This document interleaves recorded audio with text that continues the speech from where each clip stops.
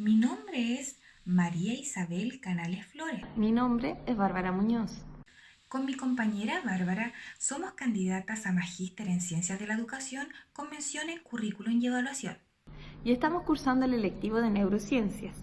El siguiente video trata sobre los efectos del consumo de drogas duras en el aprendizaje, siendo este nuestro trabajo final. Los invitamos a verlo. La adolescencia es un periodo crítico de desarrollo que constituye la transición de la infancia a la edad adulta, situándose entre los 10 y 25 años.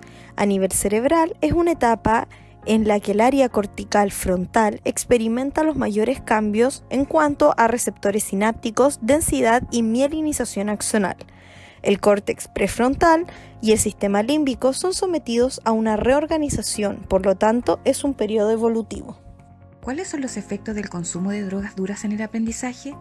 Existe el síndrome frontal o frontalización, el cual es una alteración en el área del lóbulo frontal del cerebro y es provocado por el consumo de droga y adicción, provocando deficiencias como la pérdida de mielinización. También se producen alteraciones en todas las funciones cognitivas, tales como la planificación, razonamiento, resolución de problemas, formación de conceptos, orden temporal de estímulos, aprendizaje asociativo, metacognición e incluso algunas habilidades motoras. Si consideramos además que el consumo crónico de drogas no produce solo alteraciones en el aprendizaje y en las funciones ejecutivas, sino también en la motivación en los procesos de recompensa y en los mecanismos implicados en la toma de decisiones. El sistema de recompensa se encuentra ubicado en el sistema límbico. Es el que controla y regula nuestra capacidad de sentir placer. También es el responsable de nuestras percepciones de emociones, tanto positivas como negativas, lo cual justifica la capacidad de muchas drogas para alterar el estado de ánimo de las personas. Las drogas actúan sobre este centro de placer, generando que progresivamente el individuo cometa un abuso de estas sustancias, conllevando al deterioro de este sistema y provocando dificultad en la experimentación de sensaciones de placer, y que a un largo plazo solo las drogas provocan la activación del sistema, derivando a la adicción y consumo crónico de drogas. La adicción se define como un conjunto de trastornos psíquicos caracterizados por una necesidad compulsiva del consumo de sustancias psicotrópicas con alto potencial de abuso y dependencia, tal como son las drogas. Esta no se desarrolla tras un primer consumo, sino que es un proceso largo, que empieza por el uso social de la droga, pasando posteriormente a una segunda etapa en la que se van perdiendo progresivamente el control sobre la droga o la conducta adictiva. Pero el uso social de la droga no es el determinante de esta adicción. Para que ésta se implante debe influir en el sujeto factores de vulnerabilidad previa, tales como las propias de la cotidianidad del individuo, y factores ambientales al operar juntos facilitarán el desarrollo del trastorno. Todas las drogas de abuso consumidas de forma intensa provocan un aumento de liberación del neurotransmisor dopamina, esencialmente en el núcleus accumbens, a pesar de su distinta estructura química y mecanismo de acción. ¿Qué sucede con el cerebro de una persona adicta? Cuando una droga adictiva ingresa al cerebro, hace que la neurotransmisión aumente o disminuya drásticamente, y dependiendo de su impacto existirá estimulación o inhibición.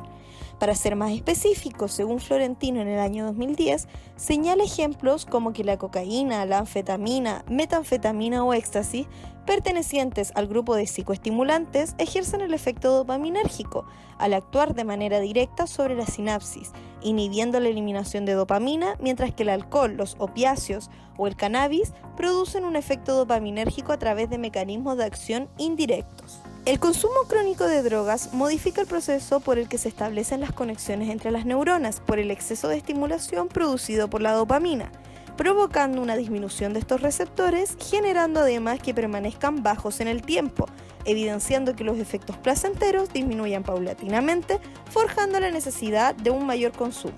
Los primeros cambios neuroadaptativos se detectan en los receptores de la dopamina. Estas proteínas pertenecen a la familia de 1 y de 2.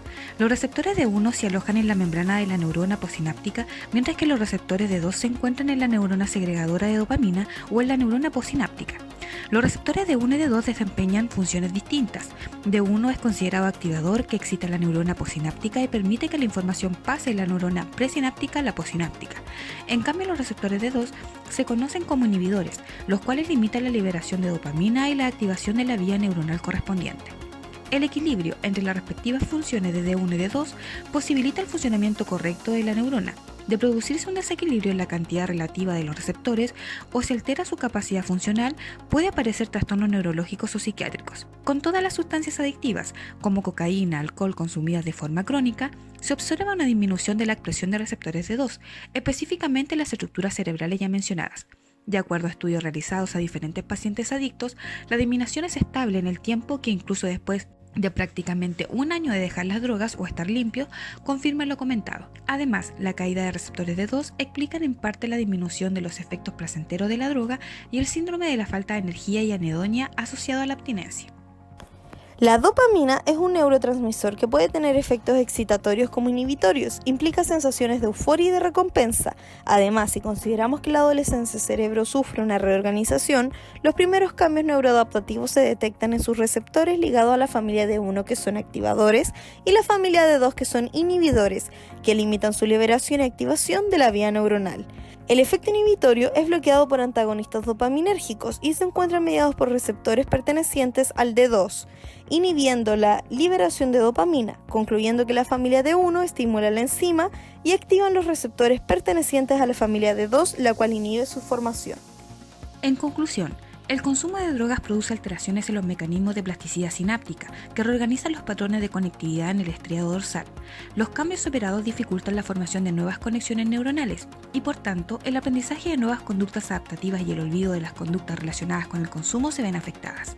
Es por esto que no solo el aprendizaje y las diversas habilidades cognitivas y ejecutivas se ven alteradas por el consumo adictivo de drogas, sino también las emociones, la personalidad, impulsividad, la sociabilidad e incluso las habilidades motoras, en especial en el periodo de la adolescencia, donde el cerebro se encuentra reorganizando diferentes estructuras ya mencionadas que terminan siendo dañadas y que en algunos casos lesiones que perduran durante toda la vida de la persona.